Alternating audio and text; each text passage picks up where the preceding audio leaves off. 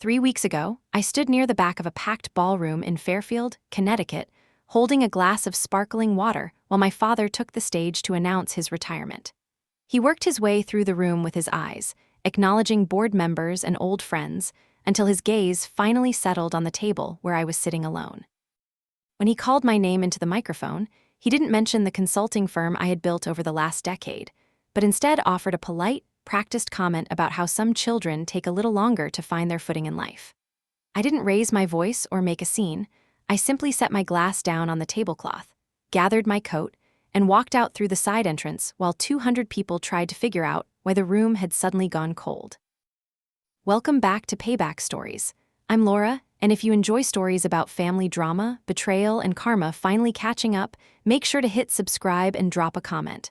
Let's get into it. To understand why I walked out of that ballroom without saying a word, you have to go back 12 years to the spring of my sophomore year at college. My family lived in Fairfield, in a broad, 6-bedroom colonial house on 2 acres of manicured lawn, the kind of home that was designed to communicate stability and success before you even stepped through the front door. My father, David Vance, was the chief executive of Vance Logistics, a regional shipping and supply chain company that his father had founded 40 years earlier. We had the country club memberships, the pristine driveway, and the unspoken expectation that everything appearing on the surface had to look perfectly managed at all times. My mother passed away when I was 8 years old after a short, aggressive illness that seemed to take her before any of us had time to process what was happening. I don't remember much about her daily routines, but I remember how gentle she was, how she would sit on the edge of my bed every evening and ask me about my day as if nothing else in the world mattered to her. 2 years after she died, my father married Patricia. She was a poised, ambitious woman who brought her 11-year-old son, Jason, into our home. Jason was 3 years older than me, confident, loud, and accustomed to taking up all the air in whatever room he walked into. Within a year of the wedding, the dynamic in our house shifted in subtle ways that were hard to describe to anyone looking in from the outside. There was no outright hostility or overt mistreatment, but I gradually became a secondary figure in my own home. When Jason made the varsity soccer team or brought home a strong report card, my father would open a bottle of wine and talk about the family legacy over dinner. When I brought home top marks in my advanced mathematics courses, my father would glance at the paper, hand it back with a small nod, and immediately return to whatever report he was reading. Jason was given a new sedan when he turned 16, while I was passed down the older family vehicle with a loose muffler and worn upholstery. I wasn't mistreated in a way that left visible marks, but I learned very early that my presence was mostly treated as an afterthought. The only person who seemed to notice what was happening was my grandmother, Evelyn Vance. She was my father's mother, a quiet, sharp-eyed woman who lived in a modest home about 20 minutes down the coast. Every Sunday afternoon, she would call my personal phone, ask me about my classes, and listen to me talk without interrupting. She used to tell me that quiet people usually saw things much more clearly than the loud ones, and she repeatedly reminded me never to measure my worth by how much attention I received in my father's living room. When she died 2 years ago, she left behind something that completely changed the trajectory of my life. But back when I was 20 years old, I had no idea what she had quietly set in motion. In the middle of my second year at State University, where I was maintaining a high grade point average while studying supply chain management, my father called me home on a random Wednesday afternoon. When I arrived, he was sitting behind his heavy oak desk in his home office, with Patricia standing just behind his left shoulder, her hands resting calmly on the back of his chair. He didn't ask me to sit down, nor did he ask how my midterms had gone. He simply explained that the family was facing some operational tightenings at Vance Logistics, and that because Jason had just been accepted into a prestigious graduate business program in Pennsylvania, some financial adjustments had to be made. He told me, in a very calm, matter-of-fact voice, that they had decided to pause my university tuition payments for the upcoming year so they could fully fund Jason's graduate degree. Patricia gave me a tight, sympathetic smile from behind the desk and said that a young woman didn't really need a formal degree to build a comfortable life, adding that I would likely find a good husband in a few years anyway. I stood there looking at both of them, waiting for my father to say he was joking, but his expression remained entirely blank. When I reminded him that he had promised my mother before she passed away that he would support my education all the way through, his jaw tightened for a second, and he simply said that circumstances change and that we all had to make sacrifices for the long-term good of the family. I learned a few months later, through a cousin, that there had been no financial crisis at Vance Logistics at all, and that the company had actually posted one of its most profitable quarters that year. My father simply preferred to invest in Jason's credentials while treating my education as an optional expense. I didn't yell, I didn't cry, and I didn't plead with him to change his mind. I went upstairs, packed 2 suitcases with everything I owned, loaded them into my car, and drove north to Boston with about $2,000 in my personal savings account. My first apartment in Boston was a 400-square-foot studio above a 24-hour laundromat in Allston. The floorboards rattled whenever the commercial dryers ran below, the radiator clanked loudly all winter, and I lived on cheap soup and discounted bread from the bakery down the street. I managed to land an entry-level job as an administrative assistant at a small, independent freight brokerage firm operated by a gruff, honest man named Arthur Hayes. Arthur was a non-nonsense veteran of the industry who noticed how quickly I processed shipping manifests and how easily I picked up inventory tracking systems. After 3 months, he pulled me into his small office, told me I had a rare head for logistics, and started assigning me complex routing schedules that usually belonged to senior managers. For the next 4 years, I worked 9 hours a day for Arthur, spent my evenings taking free online coursework in supply chain analytics through public university portals, and saved every single dollar I could spare. I cut off regular contact with my family entirely. When my father's assistant sent me a generic birthday card 2 years after I left Connecticut with a small check enclosed, I tore the check into pieces and dropped it into the trash without replying. I didn't want their financial crumbs, and I certainly didn't want their distant, conditional concern.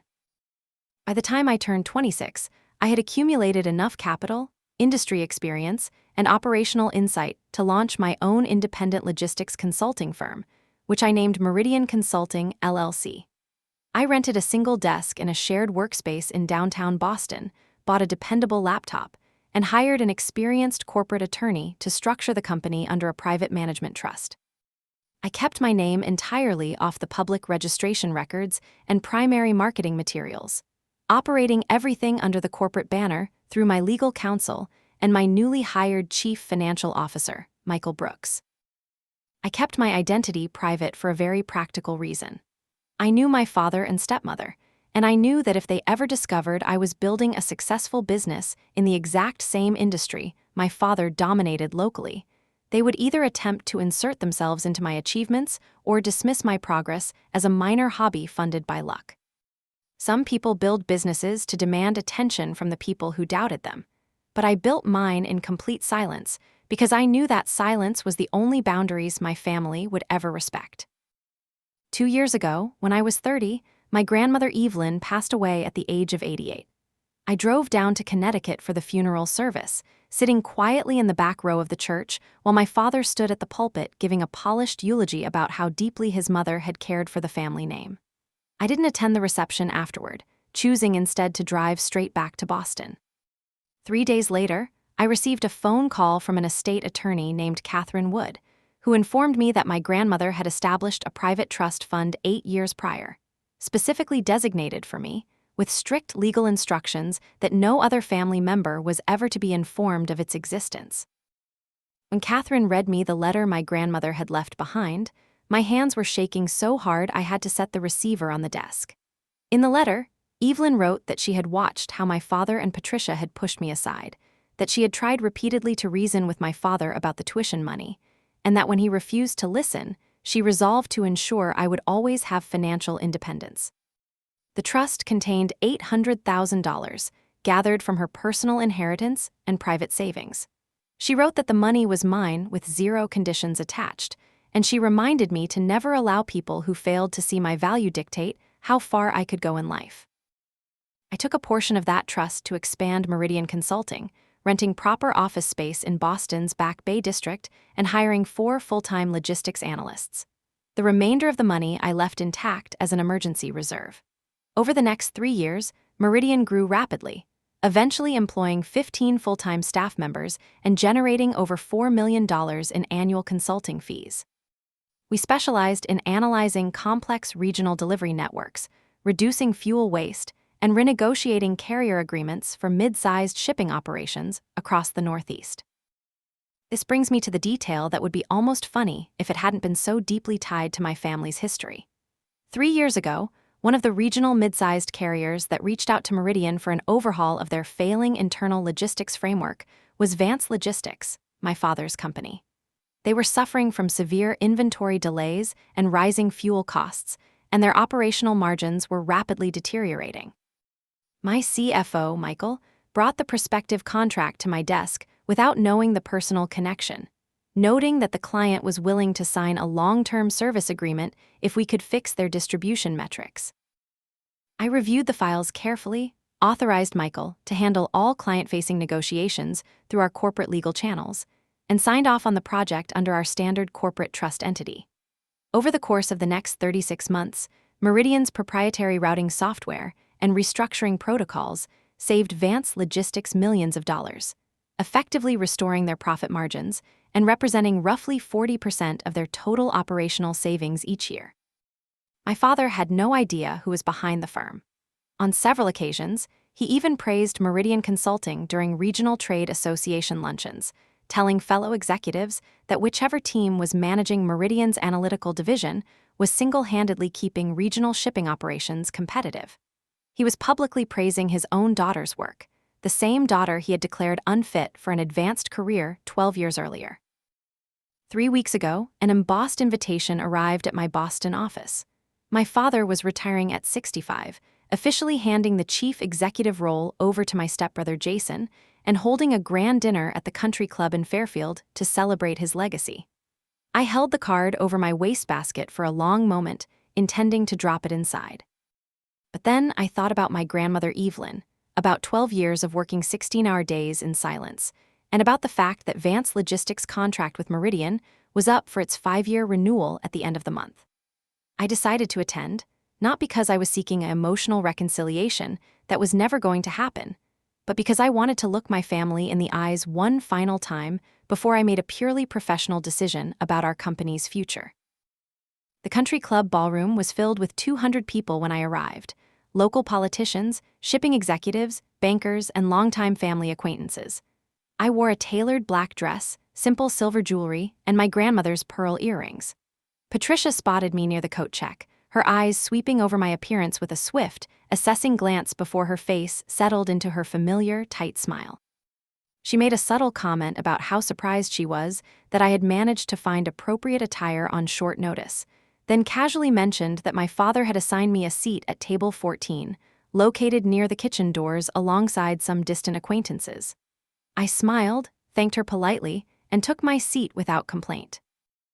From my table near the back, I watched Jason move through the crowd in a tailored suit, boasting to a group of regional investors about how he planned to modernize Vance Logistics once he took formal control in January. Later in the evening, I stepped near the main bar to get a glass of water and overheard my father speaking with a silver-haired executive named George, who ran a major ocean freight terminal in New York. George was complimenting my father on Vance Logistics' impressive operational metrics over the past 3 years, asking if he could get an introduction to the executive team at Meridian Consulting. My father shrugged, took a sip of his drink, and remarked that Meridian was an exceptionally secretive firm that operated strictly through legal intermediaries, but added that as long as they continued saving his business millions every quarter, he didn't care who ran the place. While I was standing near the bar, my father's sister, Aunt Karen, and her husband Kenneth walked up to me. Karen looked me up and down with an expression of mild pity, asking if I was still living up in Boston doing small administrative tasks. Before I could answer, Kenneth chimed in, remarking that my father had mentioned I was still trying to find my footing in life, adding that there was no shame in being a late bloomer. I realized right then that my father had spent the last 12 years carefully framing my absence to the extended family, protecting his own reputation by portraying me as a troubled, unfocused child who had simply drifted away due to personal difficulties. At 8 o'clock, the main lights in the ballroom were dimmed, a spotlight hit the stage, and my father walked up to the podium to a heavy round of applause. He spoke for 20 minutes, taking full credit for 40 years of business growth, thanking his business partners, and praising Patricia for her decades of support. He then brought Jason up onto the stage, placing a hand on his shoulder and declaring that the future of Vance Logistics was in the most capable hands possible. Toward the end of his remarks, his eyes scanned the room and landed on my table in the back. He cleared his throat, let out a small, soft laugh into the microphone, and said into the speaker system that he also wanted to acknowledge his daughter, Laura, who had managed to make the trip down from Boston. He followed that with a casual remark about how some children choose traditional paths of success, while others take a long, indirect route to figure things out, adding with a small grin that at least I had shown up for the free dinner. A brief wave of polite, scattered laughter rippled through the room. I sat completely still. I didn't get angry, I didn't feel tears welling up, and I didn't feel the old ache of wanting his approval. All I felt was a sudden, absolute clarity. I picked up my glass of water, stood up smoothly from my seat, and waited for the quiet murmurs around the nearby tables to drop off. When the immediate area grew quiet, I held my glass slightly upward toward the stage, spoke in a clear, measured voice that carried easily across the back half of the room, and said, "Congratulations on your retirement, David. You built exactly the legacy you deserved." I set the glass down on the white tablecloth, picked up my handbag, and walked steadily down the center aisle toward the main exit. The silence that followed my footsteps was immediate and heavy. As I pushed open the heavy wooden doors into the foyer, I heard Patricia's heels clicking rapidly on the marble floor behind me. She caught up to me near the front glass doors, her face flushed with frustration under the bright foyer lights. She demanded to know what I thought I was doing, accusing me of attempting to embarrass my father in front of his entire professional network. A moment later, my father stepped into the foyer as well, his expression cold and stern as he calculated how many guests might be watching through the glass. He stepped close to me and told me in a low, sharp tone to get back inside, sit down at my table, and stop acting like a dramatic child. I looked at him calmly and told him that I was 32 years old, that I was no longer 20, and that I would never stand in a room and allow him to use me as a punchline to cover his own failures as a parent again. When he realized I wasn't backing down, his voice hardened, and he stated that if I walked out those doors tonight, I was completely cut off from the family, with zero financial or personal connection remaining.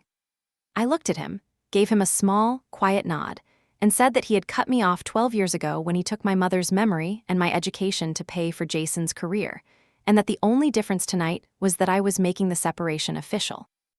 I turned, walked out to my car, and drove back to Boston in the quiet night air. The following morning, I arrived at my office in Back Bay feeling completely calm. I called my CFO, Michael Brooks, into my office along with our head legal counsel. I instructed Michael to prepare a formal notice of contract non-renewal for Vance Logistics, exercising our standard 30-day termination clause at the expiration of their current 5-year agreement. Michael looked over the financial impact sheets on his tablet, reminding me that without Meridian's optimization systems, Vance Logistics' operational expenses would rise by nearly 40% within 60 days, creating severe distribution delays that would likely cause major clients to seek other carriers. I told him I understood the numbers completely, but that Meridian was shifting its corporate focus toward larger national accounts. Alongside the formal corporate notice prepared by our legal team, I wrote a short, professional personal letter to my father. I attached a certified photocopy of Meridian Consulting, LLC's original incorporation papers, showing my name as the sole founder, owner, and managing director of the firm. In the letter, I explained clearly that the operational efficiencies that had kept Vance Logistics profitable over the past 3 years had been engineered entirely by the daughter he had publicly dismissed. I explained that my grandmother Evelyn had funded my initial expansion through a private trust he had never known about, and I concluded by informing him that all business ties between our companies were permanently concluded, requesting that neither he, Patricia, nor Jason contact me again. On Monday morning at 10 o'clock, the certified courier package was delivered to Vance Logistics corporate headquarters in Fairfield. By 11:15, my personal phone began ringing continuously. I had 6 missed calls from my father, 4 from Jason, and 3 text messages from Patricia demanding that I pick up the phone immediately to discuss what she referred to as a massive family misunderstanding. I did not answer any of them. At 3 o'clock that afternoon, my office receptionist knocked on my glass door and informed me that 3 people claiming to be my family were standing in the main lobby, demanding to see the managing partner of Meridian Consulting. I took a slow breath, smoothed down my blazer, and instructed my assistant to show them into our primary conference room. When I stepped into the conference room, my father, Patricia, and Jason were standing near the floor-to-ceiling glass windows overlooking the Boston Harbor. My father looked visibly older, his usual composure completely gone, while Jason stood with his arms crossed, his face pale and tight. My father stepped forward, holding the photocopy of my incorporation papers in his hand, his voice cracking slightly as he asked how this was legally possible. I took a seat at the head of the long mahogany table, invited them to sit down, and explained in a quiet, measured tone that Meridian had operated entirely within full legal compliance for 3 years, delivering every service promised under our contract.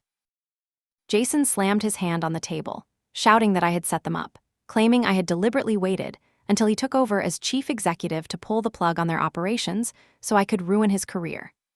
I looked directly at Jason and told him that I hadn't spent 12 years working 16-hour days just to ruin his career, but that I was simply running a business, and Meridian had made a strategic decision to allocate its resources elsewhere. Patricia attempted to adopt a soft, pleading tone, asking why I hadn't come to them years ago so we could work together as a family. I looked at her and reminded her of the day she stood in my father's office 12 years earlier and told me that a girl didn't need an education because she would eventually find a husband to take care of her. My father sat down heavily in one of the leather conference chairs, staring at the table. He offered a brief, tense apology for his comments at the retirement party, asking if we could renegotiate the service contract under new financial terms so Vance Logistics wouldn't lose its core distribution accounts. I looked at him steadily and explained that his apology was only being offered because he was suddenly facing a severe operational crisis, not because he recognized how he had treated me over the last decade. I informed him that the contract non-renewal was final, that our legal team had already finalized the transition documents, and that any further attempts to contact me or my employees would result in immediate legal action regarding corporate harassment. He looked at me for a long moment, the anger in his eyes gradually giving way to a strange, quiet realization that he had completely lost any leverage he thought he possessed over me. He asked quietly if I truly held that much bitterness toward them. I told him that I didn't hold any bitterness at all, because holding bitterness required energy that I preferred to invest in my own life and my own people. I told him that I simply didn't need his approval, his money, or his presence in my life anymore, and that was something he was going to have to accept. They gathered their coats and walked out through our lobby in complete silence, past my analysts who kept their eyes fixed on their screens. A week after that meeting, I received a phone call from my Uncle Thomas, my father's younger brother, who had moved to Vermont years earlier and largely distanced himself from the family. Thomas told me he had heard about the non-renewal notice through extended family channels and felt compelled to tell me something he had kept quiet about for over a decade. He revealed that before my mother passed away, she had established a small, dedicated education fund in her own name to cover my future college expenses. But after her death, my father had consolidated those accounts into Vance Logistics General Reserve during an early expansion phase, effectively using her legacy to fund the company's growth and later cover Jason's graduate tuition. Thomas confessed that my grandmother Evelyn had discovered what my father had done, which was the exact reason she had cut my father out of her personal estate and established the private trust fund for me. Hearing the full truth about my mother's fund didn't break me, but it closed the final open question I had carried in my heart for 12 years.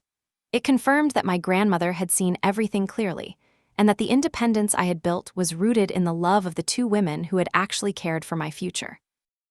Over the next 6 months, the operational impact of Meridian's exit took its toll on Vance Logistics.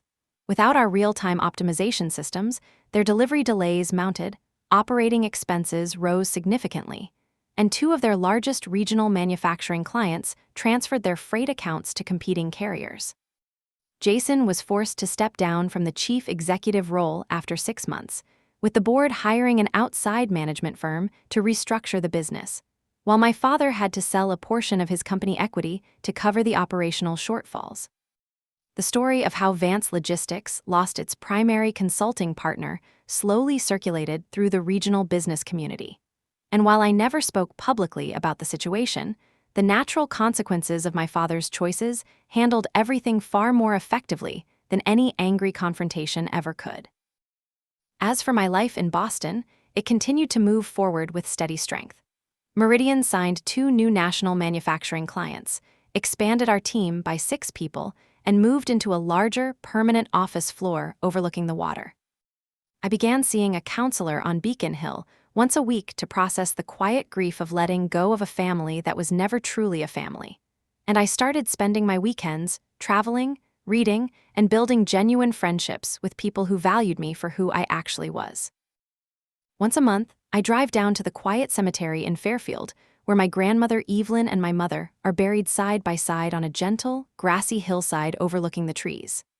I bring fresh flowers, sit on the bench nearby, and tell them about the new accounts Meridian has taken on, about the peaceful life I've built in Boston, and about how much I appreciate the quiet strength they passed down to me. Standing there in the cool afternoon breeze, looking down at the quiet town I used to think controlled my entire world, I don't feel anger, regret, or sadness.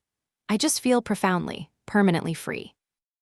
If you enjoyed this story, subscribe to Payback Stories for a new family drama story every day, and I'll see you in the next one.